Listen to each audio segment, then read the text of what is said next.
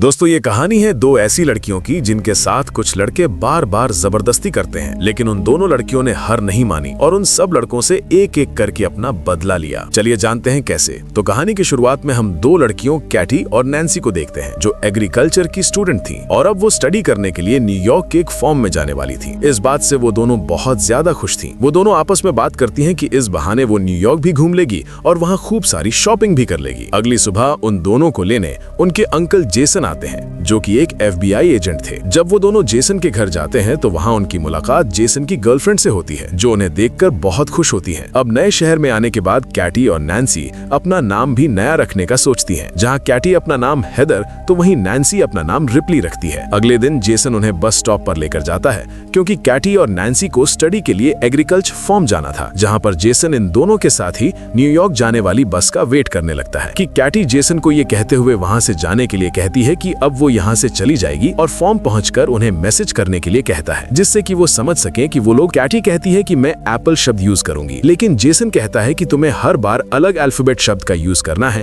ताकि कोई तुम्हारी कोड शब्द को ना समझ सके। यहाँ पर रोड से गुजर रहे दो लड़के कैटी और नैन्सी को देखते हैं।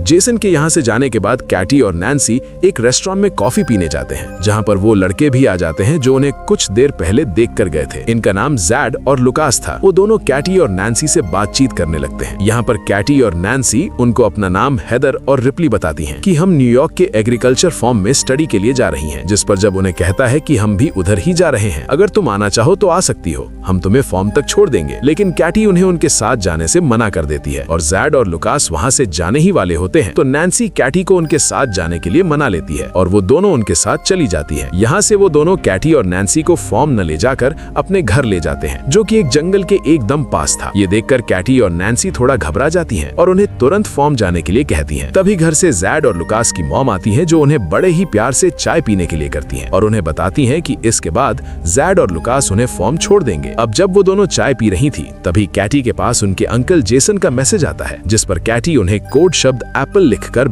रिप्लाई कर देती है, जिससे जेसन समझना है कि वो दोनों सेफली फॉर्म पहुंच चुकी हैं। वहीं इधर लुकास की मॉम उनको कुछ खाने के लिए देती हैं, जिसे खाते ही कैटी और नैन्सी को नशा चढ़ना लगता है, क्योंकि उसे खाने में ड्रग्स मिला हुआ था, जिससे वो दोनों समझ जाती हैं कि उनके साथ कुछ गलत किया जा रहा है। इसलिए वो दोनों वहां से भागने की कोशिश करती हैं, लेकिन थोड़ी दूर जाकर वो बेहोश होकर नीचे गिर जाती हैं, जिसके बाद जेड और लुकास उन्हें उठाकर वापस अपने घर में ले जाते हैं। अगले दिन जब उन्हें होश आता है तो वो दोनों खुद को जंगल में पाती हैं। उनके हाथ लोहे की जंजीरों से बंधे हुए थे। ये सब देखकर वो दोनों बहुत ज्यादा डर जाती हैं और हेल्प के लिए चिल्लाने लगती हैं। तभी वहां जेड आता है और उन्हें बताता है कि तुम जंगल की ऐसी जगह पर हो जहां दूर दूर तक कोई भी इंसान नहीं है, इसलिए तुम्हारे चिल्लाने का कोई फायदा नहीं है। कुछ देर बाद वहां बोरिस नाम का एक आदमी आता है, जो उसका फोन दिखाता है। वो उसे कहता है कि तुम्हारे फोन पर किसी जेसन नाम के आदमी ने मैसेज किया है, जिसे तुमने पिछली बार मैसेज में उसको एप्पल लिखकर भेजा था। वो दोनों से इसका मतलब पूछने लगता है, जहां कैटी उन्हें बताती है कि एप्पल एक कोड शब्द है, जिसका मतलब है कि वो लोग ठीक हैं। इसके बाद बोरिस जेसन को रिप्लाई करता हुआ लिखता है कि सब कुछ ठीक है, हम फन कर रहे हैं और कोड शब्द के लिए वो एप्पल भी लिखना है। इसके बाद वो लोग कैटी और नैन्सी को उनके सामने ही नहाने के लिए फोर्स करते हैं कि तभी वहां एक शरीफ नाम का पुलिस ऑफिसर आता है, जिसे देखकर कैटी और नैन्सी उनसे मदद मांगने लगती हैं। लेकिन तभी उन्हें पता लगता है कि वो पुलिस ऑफिसर भी जेड और लुकास के साथ मिला हुआ है। ये देखकर वो दोनों ज्यादा डर जाती हैं। यहाँ कैटी और नैन्सी उनको समझाने की कोशिश करती है कि प्लीज हमें यहाँ से जाने दो, हम किसी को कुछ नहीं बताएंगे, लेकिन वो लोग उनकी एक नहीं सुनते। वो पुलिस वाला वाइग्रा की गोली खाता है और अपने लिए कैटी को चूज करता है। इसके बाद हम उसे पुलिस ऑफिसर को कैटी के कंटेनर से बाहर आते देखते हैं, जिससे हमें पता लगता है कि उसने उसके साथ जबरदस्ती किया है। वहीं दूसरी ओर हम जेसन को देखते हैं, जिसको कैटी और नैन्सी की बहुत चिंता हो रही है, क्योंकि कैटी ने मैसेज में एप्पल शब्द तो दोबारा इस्तेमाल किया था। वहीं उधर वो लोग कैटी के कंटेनर में एक सन की नशेड़ी आदमी को भेजते हैं, जो उसके पेट पर जलती सिगरेट लगा देता है, जिससे कैटी जोर जोर से चीखने लगती है। इसके बाद वो कैटी के साथ जबरदस्ती करता है। यहाँ पर ये सभी लोग हैवानियत की सारी हदें पार कर चुके थे। ये लोग कैटी और नैन्सी से जबरदस्ती धंधा करवा रहे थे।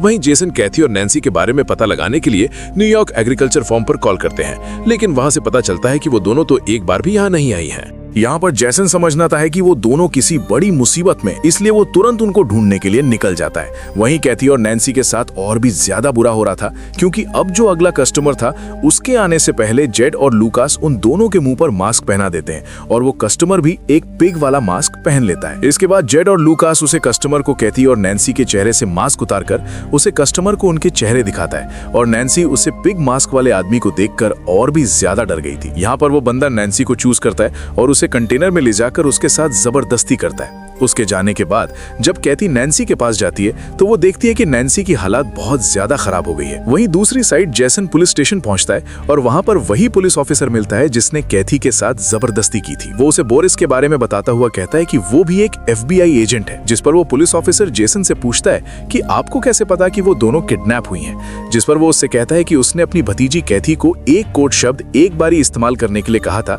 लेकिन कैथी ने एक ही कोड शब्द को दोबारा इस्तेमाल किया है। वहीं जंगल में बोरिस को ये सारी खबर उसे पुलिस ऑफिसर ने दे दी थी कि कैथी के अंकल एक FBI एजेंट है और कैथी ने हम लोगों को उसे कोड शब्द के बारे में गलत इंफॉर्मेशन दी थी। बोरिस जेट को कैथी के कंटेनर से थोड़ा दूर ले जाकर उससे बात करता है कि इन दोनों लड़कियों को जल्द से जल्द ठिकाने लगाना होगा, वरना हम मुसीबत में पड़ सकते हैं। वो जेट को कहता है कि हमें शहर से आने वाली नई लड़कियों को भी पकड़ना है। कैथी अपने कंटेनर के पास खड़ी होकर चुपके से उनकी ये सब बातें सुन रही थी। इसके बाद बोरिस कैथी के कंटेनर में जाकर उसके साथ जबरदस्ती करता है। दूसरी ओर जेसन भी रेस्टोरेंट में पहुंचता है जहां पर कैथी और नैन्सी को दोनों लड़के मिले थे। जेसन वहीं काम कर रहे एक आदमी से कैथी और नैन्सी के बारे में पूछता है, जहां वो आदमी उसे बोरिस की गाड़ी के बारे में बताता है। बिल अगले दिन कैथी नैन्सी को बताती है कि वो लोग उन्हें मारने की प्लानिंग कर रहे हैं। तभी वहां जेड और बोरिस इस नशेड़ी आदमी को अपने साथ लेते हैं जिसने कैथी के साथ जबरदस्ती की थी। वो उस नशेड़ी आदमी को कहते हैं कि हम दोनों जल्दी ही वापस आते हैं, तब तक तुम इन दोनों पर नजर रखना कि कहीं ये यहाँ से भाग ना जाए। उनके वहां से जाते ही कैथी उस नशेड़ी को अपनी ओर अट्रैक्ट करती है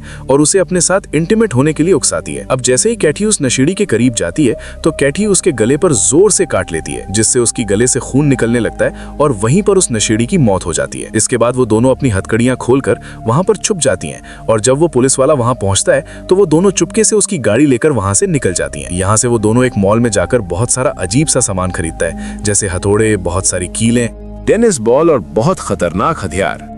इसके बाद वो मलिस के घर का एड्रेस पूछती हैं। जी पर उन्हें बारिश के घर का एड्रेस बता देता है और वहां पर उसे बारिश के घर का पता मिल जाता है। यहाँ बारिश अपने घर पर म्यूजिक लगाकर समय कर रहा था कि तभी वहाँ कैटी और नैन्सी आई हैं और टेनिस बॉल पर बहुत सारी कीलें लगाकर उसके मुंह पर मारती हैं, जिससे वो बेहोश हो जाता है। और जैसे ही उसे होश आता है तो वो खुद को टेबल से बांधा पाता है। बोरिस उन्हें छोड़ने के लिए बहुत सारे पैसों का लालच देता है, लेकिन कैटी और नैन्सी को तो सिर्फ अपना बदला चाहिए था। यहाँ उनके अंकल जेसन भी बोरिस के घर के बाहर पहुंच गए थे। वहीं घर के अंदर कैटी और नैन्सी बोरिस से उसे मास्क वाले आदमी का एड्रेस पूछती हैं, जिस पर बोरिस उसका एड्रेस बता देता है। इसके बाद वो दोनों उसके पिछवाड़े में कीलों से भरा हुआ एक बेसबॉल घुसा देती हैं। बोरिस के चिल्लाने की आवाज सुनकर जेसन जल्दी से घर के अंदर जाता है, जहां पर जेसन को बोरिस मरा हुआ दिखता है। तभी उसे घर के पीछे गाड़ी की आवाज सुनाई देती है और जब तक वो बाहर जाता है तब तक कैटी और नैन्सी गाड़ी लेकर निकल चुकी थीं। जेसन जल्दी से वापस पुलिस स्टेशन जाता है और उसे पुलिसमैन से दोबारा नैन्सी के बारे में पूछने लगता है। तभी जेसन कैटी को कॉल लगाता है तो उसे पता लगता है कि कैटी का फोन उसे पुलिसमैन के पास ही है। अब इससे पहले कि जेसन कुछ कर पाता, पुलिसमैन उसके पीछे गन पॉइंट करके खड़ा हो जाता है। दूसरी ओर कैटी और नैन्सी एक चर्च में पहुंच जाते हैं, जहां हमें पता चलता है कि वो पिग मास्क वाला आदमी कोई और नहीं बल्कि इस चर्च का फादर है। इसके बाद नैन्सी एक बेसबॉल बैट लेकर वहां उसके पास पहुंचती है तो वो नैन्सी को एकदम से पहचान लेता है और तभी कैटी पीछे से उसे पर बेसबॉल से अटैक करके उसे बेहोश कर देती है।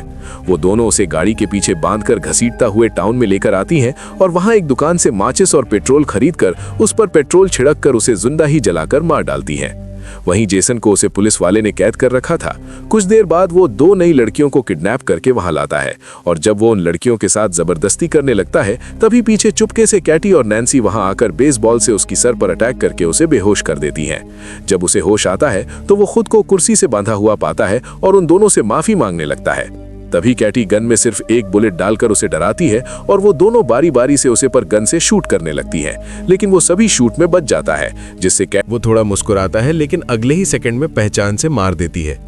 इसके बाद कैटी और नैन्सी वहां मौजूद दोनों लड़कियों को पूरी तरह से फ्री करके उन्हें जेसन को खोलने के लिए कहती हैं और खुद वहां से चली जाती हैं। वो लड़कियां जेसन की रस्सी खोलकर उसे बताती हैं कि उन लड़कियों ने हमें ऐसा करने को कहा।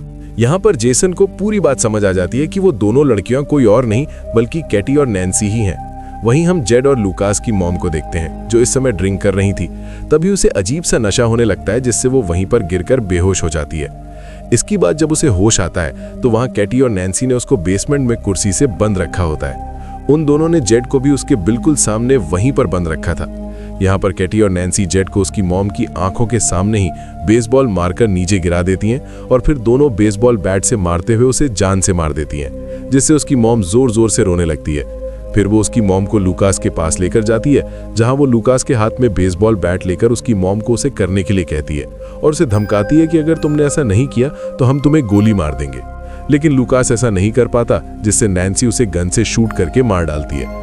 इसके बाद वो इस गन को साफ करके लूकास के हाथ में पड़ा देती है, जिससे कि पुलिस को लगे कि वो लोग आपस में ही लड़कर मारे गए हैं।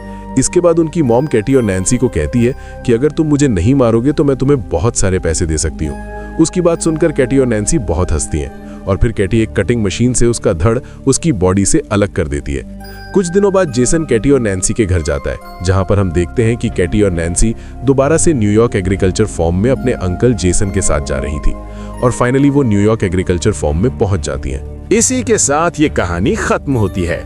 अगर आपको ये कहानी पसंद आई हो तो वीडियो को लाइक और चैनल को सब्सक्राइब जरूर करें। ऐसी ही और जबरदस्त कहानियों के लिए जुड़े रहें। अगली वीडियो में मिलते हैं, तब तक के लिए गुड बाय।